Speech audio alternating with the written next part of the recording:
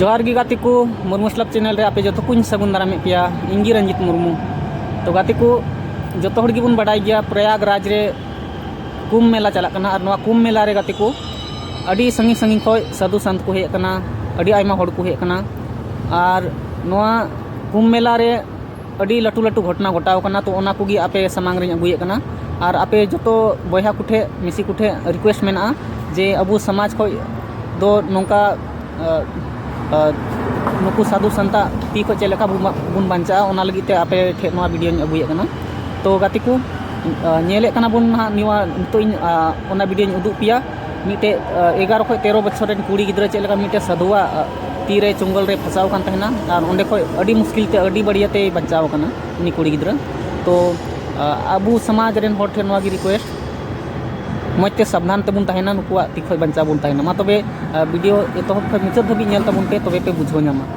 तो नोआ video nail लगी ते अडी अडी सरहाव और लाइक तबुन पे शेयर तबुन पे और कमेंट तबुन पे मा तबे गाते को जोहार।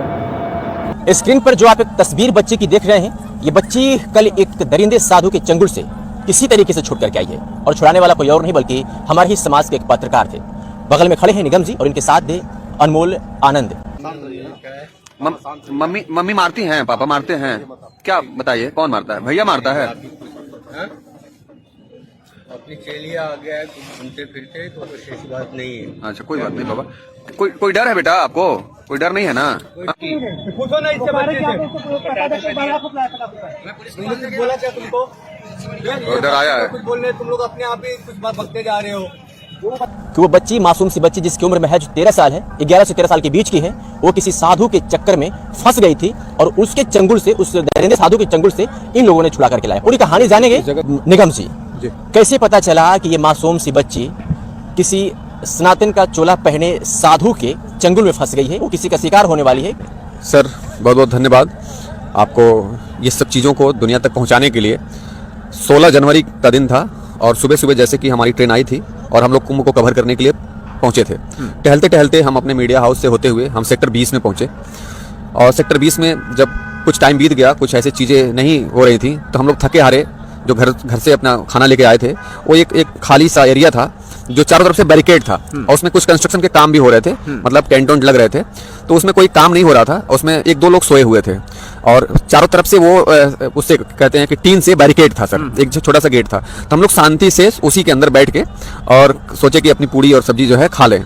तो मैं निकाल के खा ही रहा था, तब तक मेरे आंखों के सामने से एक वाकया गुजरता है। गेट से एक साधु जो है गेरुआ वस्त्र पहने हुए और उसके साथ में एक बच्ची 11 साल की, वो एंट्री करता है और हमारे उसी समय साथी पत्रकार थे। अगर हम उस साधु को, उस व्यक्ति को साधु ना कह करके ये कहें एक मनुष्य गेरुआ वस्त्र पहन करके बाहर निकलता, क्योंकि साधु में और जो जिस व्यक्ति ने कांड किया है वो कभी साधु हो ही नहीं सकता। तो क्या हम ऐसे नहीं कर सकते कि मनुष्य गेरुआ वस्त्र पहन करके बाहर निकलता है और वो साधु बची थी? बिल्कुल सर, आप सही कर रहे हैं। वो साधु कहना जो है, वो साधु के भेष में थे, वो दरिंदा था।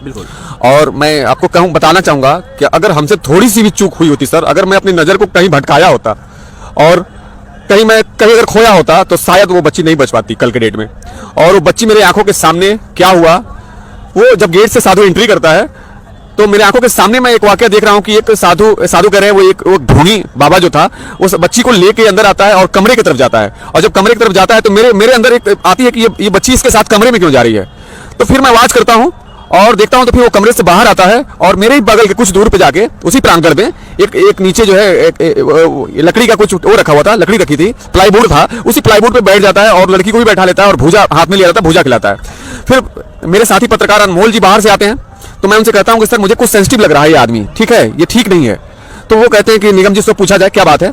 फिर मैं जाता हूं, जब उससे पूछता हूं तो जो खुलकर सामने आता है जो बात, वो साधु बिल्कुल साधु नहीं था, वो एक दरिंदा था और लड़की को अनकॉन्शियस कर चुका था। वो उसको ऐसी चीजें कुछ खिला दिया था कि लड़की बोल नहीं पा रही थी, सही जानकारी नहीं दे पा रही थी।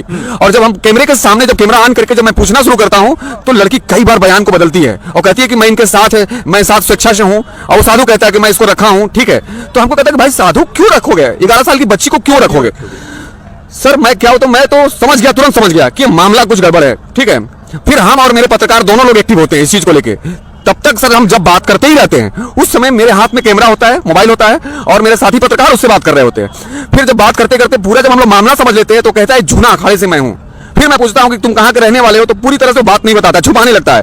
फिर लड़की से पूछा जाता है तो लड़की अपना पता कुछ बताती है उसके बाद से एक दूसरा साधु एंट्री करता है। जो स्क्रीन में आप उस साधु का फोटो ये देख रहे हैं, जो है ये व्यक्ति उस प्रांगण में आता है और डायरेक्टली मेरे ऊपर गाली देने लगता है, मुझ पर हमला कर देता है। और मैं सर बिल्कुल डर गया, मैं जान रहा था कि वो मुझे मार डालेगा। इस तरीके से मेरे पर हमला करता है और मैं कैमरा लेके जो है भागने लगता हूं और कैमरे को कि मेरा कैमरा छोड़ न दे, मैं बैग में डालता हूं और बिल्कुल बाहर निकलता हूं वहां से। सर अगर हम लोग फिर जो है दिमाग में ये चलता है कि मुझे किसी तरह इस बच्ची को बचाना है,